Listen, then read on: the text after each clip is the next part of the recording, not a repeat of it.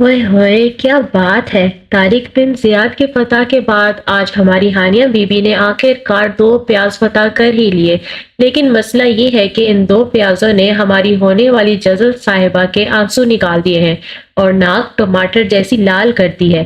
ہاشم نے پیچھے سے آتے ہی ہانیہ کے سر پر ایک ہلکی سی تھپک لگائی اور ہنس کر پیچھے ہٹا۔ ہانیہ اور ہاشم دونوں بہن بھائی تھے اور ہر وقت ایک دوسرے کے ساتھ نوک جھوک کرتے رہتے تھے۔ ہانیہ جو پہلے ہی پیاس کی کرواہٹ سے رو رہی تھی تلملا کر مڑی اور ہاتھ میں پکڑی چھری میز پر زور سے پٹکتے ہوئے بولی، امی اس کو ہٹا لے ورنہ میں نے اس کا سر پھاڑ دینا ہے۔ امی کو بیچ میں مت لاؤ، تم سے پیاس نہیں کرتے اور چلی ہو آرمی جوائن کرنے۔ وہاں دشمن کے سامنے بھی ایسے ہی مگرمچھ کے آنسو روگی کیا؟ ہاشم نے چرایا، بکواس بند کرو ہاشم بھائی ورنہ میں تمہیں اسی پیاس والے ہاتھ سے ایسی کک ماروں گی کہ تم سیدھے جا کر دیوار میں لگو گے۔ ہاشم نے پیٹ پکڑ کر ہنستے ہوئے کہا، پونگی کہیں کی، ہاتھوں سے کک نہیں مکے مارے جاتے ہیں، تم تو آرمی میں جا کر اپنی ہی فوج کو کنفیوز کر دو گی۔ اتنے میں اس کی امی سلمہ بیگم کچن کے دروازے سے گزرتے ہوئے رکی اور تنزیہ بولی، پہلے تم اپنا دوپٹہ سنبھال لو پھر فوج سنبھالنا۔ اپنی پھپھو کے بیٹے میجر زریان کو دیکھو، کتنا روب ہے اس کا، کیسی زبردست پرسنالٹی ہے، اور ایک تم ہو کہ چپلی سے ڈر کر صوفے پر چڑھ جاتی ہو، تم کیا خاک آرمی میں جاؤ گی؟ ہانیہ کا منہ غصے سے غبارہ بن گیا اور وہ بربراتے ہوئے کچن سے باہر نکل آئی۔ آپ لوگ تو ہر وقت اس زریان کی مثالیں ایسے دیتے ہیں جیسے وہ کوئی انسان نہیں بلکہ آسمان سے اترا ہوا کوئی فرشتہ ہو جس میں کوئی خامی ہے ہی نہیں۔ پکا لے باپ کھانا خودی یا پھوپھی جان کے بیٹے کو بلوا لے۔ اسی رات دادا ابو حاجی رشید کے گھر پر پورے خاندان کی دعوت تھی، جہاں ہانیہ کے پاپا جاوید صاحب اپنی بہن زینب اور ان کے شوہر کامران صاحب کے ساتھ ڈرائنگ روم میں بیٹھے ملکی حالات پر بحث کر رہے تھے۔ ہانیہ اور ہاشم بھی وہیں صوفے پر بوریت سے بیٹھے مکھیاں مار رہے تھے۔ دروازہ کھلا اور میجر زریان اپنی آرمی واک لیے اندر داخل ہوا اور سیدھا دادا ابو کے پاس جا کر ان کے ہاتھ چومے۔ زریان نے بلیک جینز اور نیوی بلو ہائی نیک پہنی ہوئی تھی اور اس کی پرسنالٹی واقعی ایسی تھی کہ پورے کمرے کی توجہ فوراً اس کی طرف کھینچ گئی۔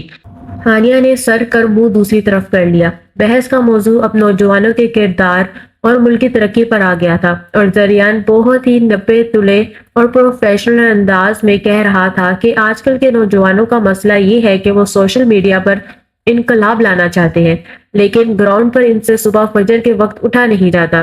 ڈسپلن کسی قوم کی ریڑھ کی ہڈی ہوتا ہے اور ہم بدقسمتی سے شارٹ کٹس کے عادی ہو چکے ہیں۔ سب بڑے اس کی بات سن کر اش اش کر اٹھے اور دادا ابو نے فخر سے اس کا کندھا تھپ تھپایا کہ بالکل صحیح کہہ رہے ہو بیٹا، اگر ہمارے سارے نوجوان تمہاری طرح سوچنے لگے تو ملک کا نقشہ ہی بدل جائے۔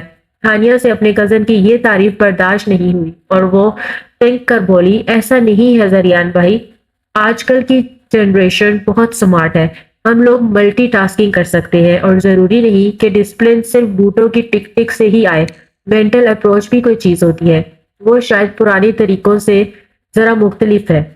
زریان نے چائے کا کپ میز پر رکھا اور ہانیہ کو ایسے دیکھا جیسے کوئی پروفیسر کلاس کے سب سے نالائق اور ڈھیٹ بچے کو دیکھتا ہے۔ بالکل ٹھیک کہہ رہی ہو تم ہانیہ، مینٹل اپروچ بہت ضروری ہے، لیکن مینٹل ہونے اور مینٹل اپروچ رکھنے میں تھوڑا فرق ہوتا ہے جو شاید تم اکثر بھول جاتی ہو۔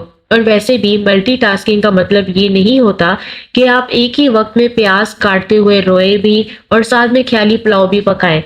یہ سننا تھا کہ کمرے میں موجود ہر شخص ہنس پڑا، یہاں تک کہ ہانیہ کے اپنے پاپا اور ہاشم بھی بے تحاشا کہکے لگانے لگے اور ہانیہ شرمندگی اور غصے سے ٹماٹر بن کر وہاں سے اٹھ کر چلی گئی۔ زریان کے چہرے پر ایک ہلکی سی مسکراہٹ آ کر غائب ہو گئی۔ گھر واپسی پر گاڑی میں ہانیہ کا پارا مزید ہائی ہوا جب اس کے پاپا نے ڈرائیونگ کرتے ہوئے کہا، بیٹا زریان جیسا ڈسپلن اور بہادری ہر کسی کے بس کی بات نہیں ہے، وہ لڑکا واقعی ایک مثال ہے، اور ہانیہ تم بس باتیں بناتی ہو، تمہارے اندر وہ آگ ہے ہی نہیں جو ایک فوجی میں ہونی چاہیے۔ بس کر دے پاپا اب، اور نہیں۔ گھر پہنچ کر ہانیہ نے کسی سے کوئی بات نہیں کی اور سیدھا اپنے کمرے کی طرف چلی گئی۔ ہانیہ نے کمرے میں جا کر دروازہ لاک کیا اور غصے سے لیپ ٹاپ کھول کر آرمی کا انیشل فارم بھر دیا۔ جسے دیکھو منہ اٹھاتا ہے اور میری بےزتی کرنے چلا آتا ہے، سارے کے سارے مجھے نالائق سمجھتے ہیں، میں انہیں ثابت کر کے رہوں گی کہ میں کسی سے کم نہیں ہوں، اور خاص طور پر اس اکرو زریان کو تو میں دکھاؤں گی کہ میں کیا چیز ہوں۔ اس رات کے بعد ہانیہ نے سچ میں دن رات ایک کر دیا۔ پہلے فزیکل ٹیسٹ کے لیے گراؤنڈ میں دوڑیں لگائیں، پھر انیشل ٹیسٹ پاس کیا اور آخر میں ISSB کے مشکل ترین 4 دن بھی کسی نہ کسی طرح گزار ہی لیے۔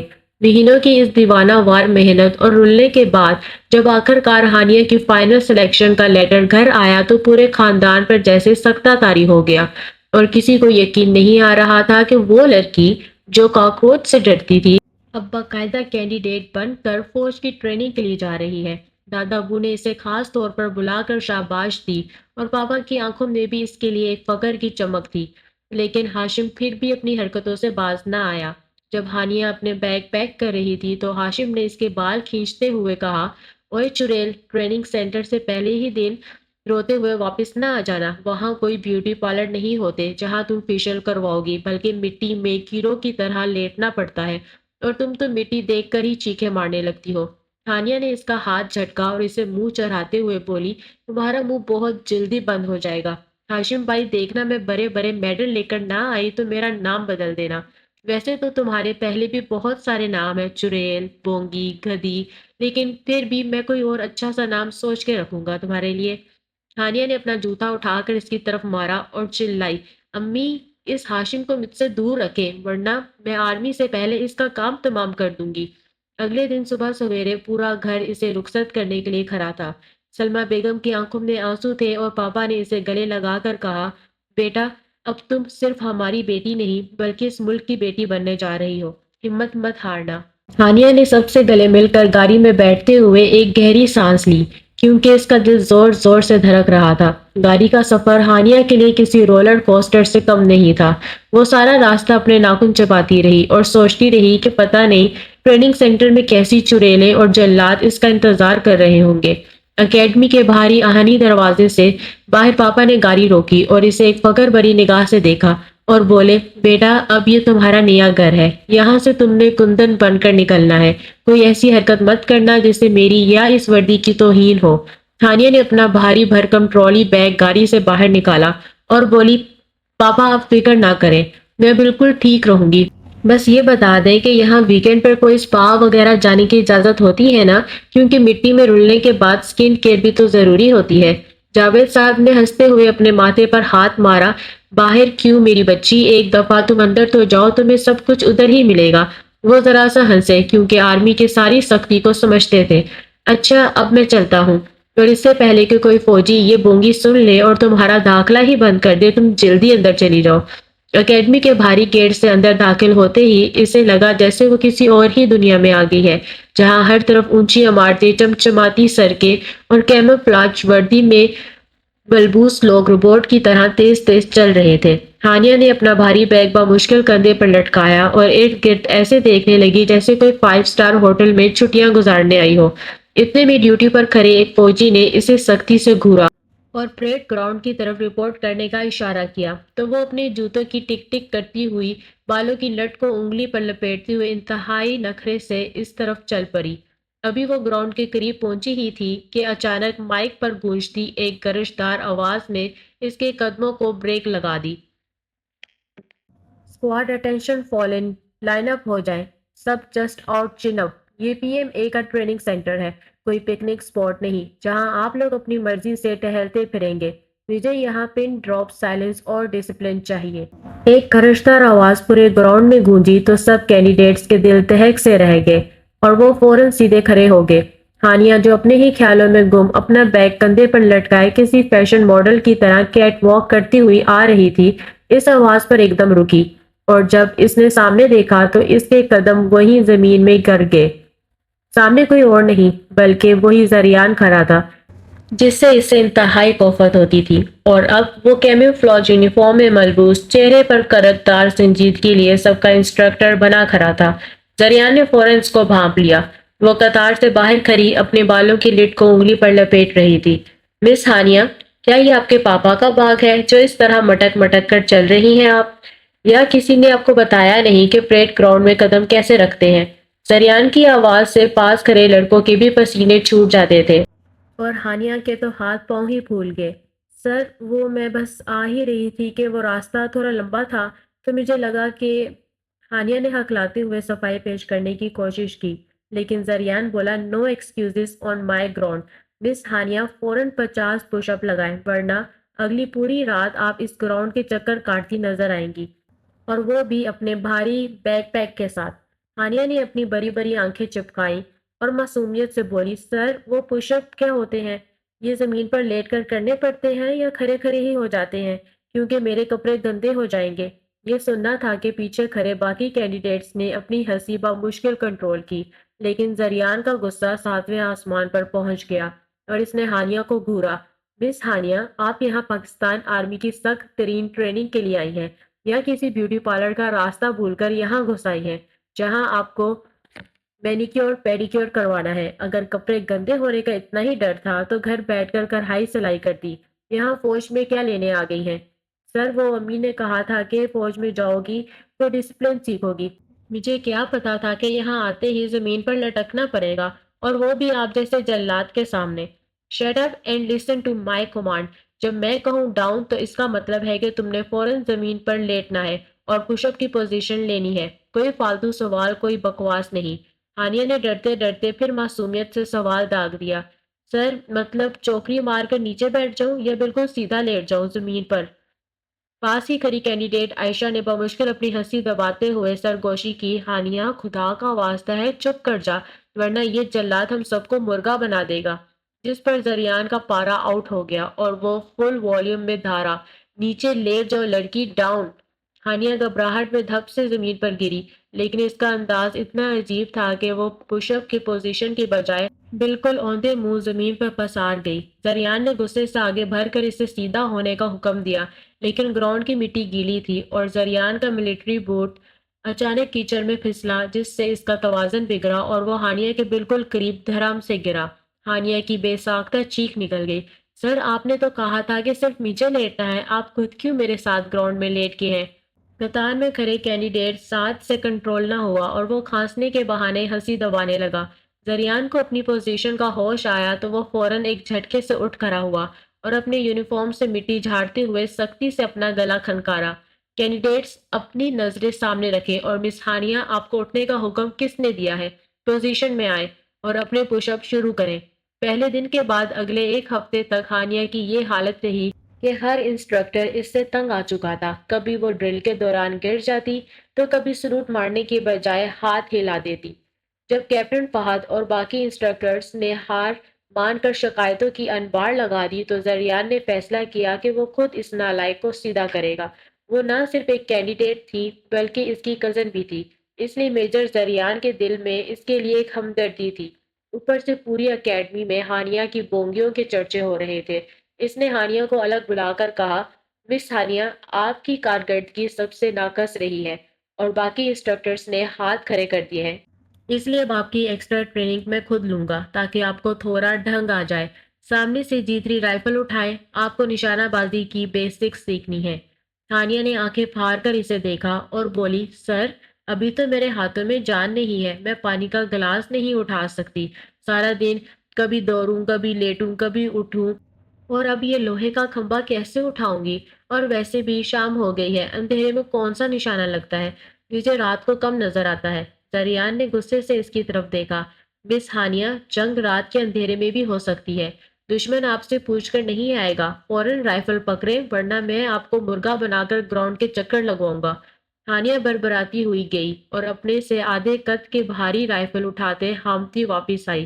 زریان نے کمانڈنگ انداز میں بولا، رائفل کو ہمیشہ اپنے جسم کا حصہ سمجھیں، اسے ایسے نہیں پکڑتے جیسے آپ نے گھر میں کوئی جھاڑو پکڑی ہو۔ ہانیہ نے گن کو اپنے کندھے پر رکھا، لیکن اس کا وزن اتنا تھا کہ وہ بار بار آگے کی طرف جھک رہی تھی۔ زریان نے اپنی چھری سے اس کی کمر کو سیدھا کرنے کا اشارہ کیا اور بولا، اپنا دھیان سامنے ٹارگٹ پر رکھیں اور اپنی سانس کنٹرول کریں۔ ہانیہ نے ڈرتے ڈرتے کہا، سر آپ کا نام تو پوری اکیڈمی میں جلاد مشہور ہے اور سب کہتے ہیں کہ آپ کے اندر خون کی بجائے لاوا دوڑتا ہے، تو آپ اتنے ٹھنڈے کیسے رہ لیتے ہیں؟ زریان کے لبوں پر ایک مسکراہٹ آئی جسے اس نے فوراً چھپا لیا اور بولا، مس ہانیہ اپنی بکواس بند کریں اور فائر پر دھیان دیں ورنہ نشانہ چوک گیا تو ساری رات مینڈک کی طرح چلنا پڑے گا۔ فائر! زریان نے اچانک کمانڈ دی اور ہانیہ نے گھبرا کر پوری طاقت سے ٹریگر دبا دیا۔ ایک زوردار دھماکے کی آواز گونجی اور رائفل کے شدید جھٹکے نے ہانیہ کو پیچھے کی طرف دھکیل دیا، لیکن اس سے پہلے کہ وہ گرتی، زریان نے پھرتی سے اسے کندھے سے پکڑ کر سنبھال لیا۔ ہانیہ نے آنکھیں کھولی اور سوال کیا، سر، کیا دشمن مر گیا؟ کینڈیڈیٹ عائشہ جو پیچھے کھڑی یہ سب دیکھ رہی تھی آہستہ سے بولی، ہانیہ، دشمن کا تو پتہ نہیں ہے، تو نے انسٹرکٹر کی جان ضرور نکال دی ہے۔ زریان کی ہنسی چھوٹ گئی اور وہ بولا، مس ہانیہ، اگر میں پیچھے نہ ہوتا تو آپ نے اپنا سر ضرور پھروا لینا تھا۔ اب فوراً سیدھی کھڑی ہو۔ رکو، میں تمہیں بتاتا ہوں نشانہ کیسے لیتے ہیں۔ زریان نے اس کی کمر میں ہاتھ ڈالا تو اس کے لمس سے ہانیہ کا دل کی دھڑکن تیز ہو گئی۔ زریان نے اس کے کندھے پر تھوڑی رکھی اور اس کے ہاتھوں کو اپنے ہاتھوں میں لیا اور کان میں بولا، ہولڈ یور گن۔ ہانیہ کی نظریں بار بار زریان پر جا رہی تھی۔ مس ہانیہ، ٹارگٹ پر فوکس کریں، اور ساتھ ہی اس کے کان میں سرگوشی کی، فائر۔ ہانیہ نے آنکھیں بند کر لی لیکن نشانہ بالکل پرفیکٹ لگا تھا۔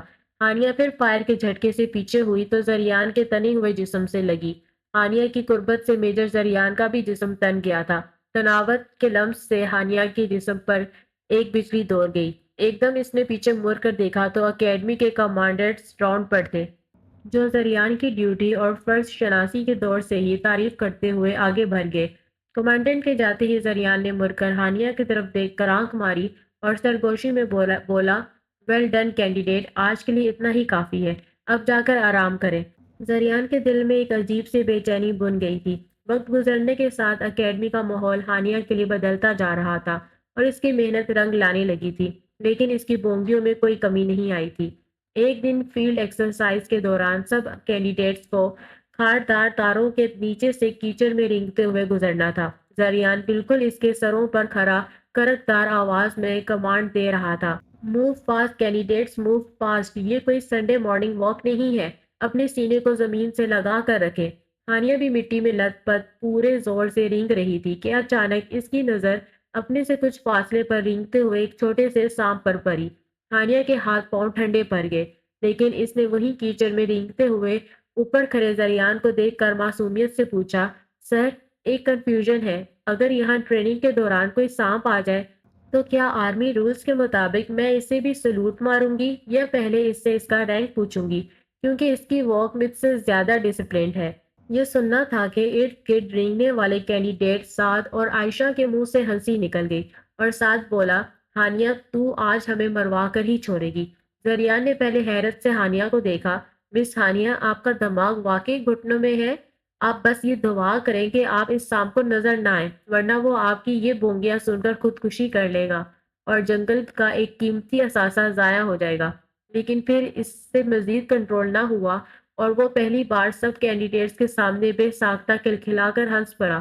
سانپ تو بیچارہ شور سن کر کب کا وہاں سے کھسک چکا تھا۔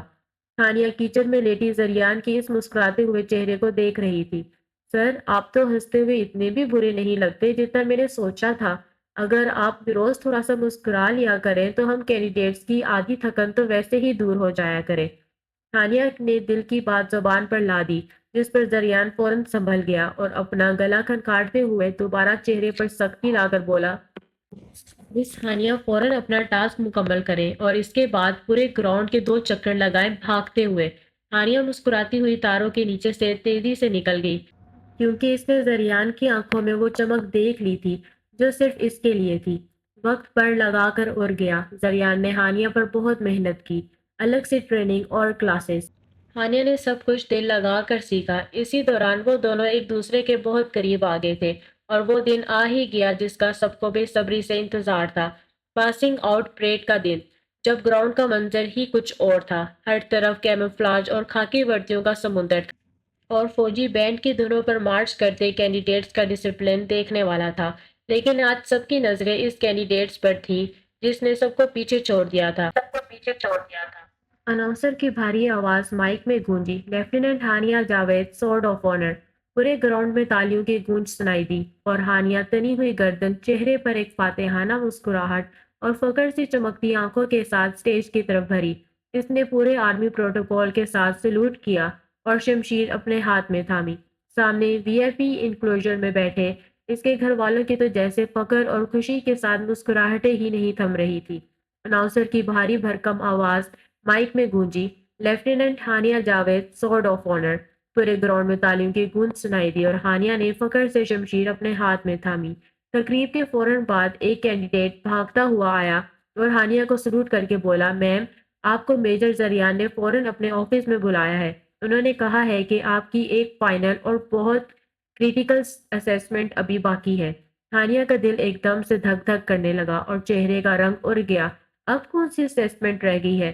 وہ ڈرتے ڈرتے زریان کے آفس پہنچی اور نوک کر کے اندر داخل ہوئی تو زریان اپنی کرسی پر انتہائی سنجیدہ شکل بنائے بیٹھا تھا۔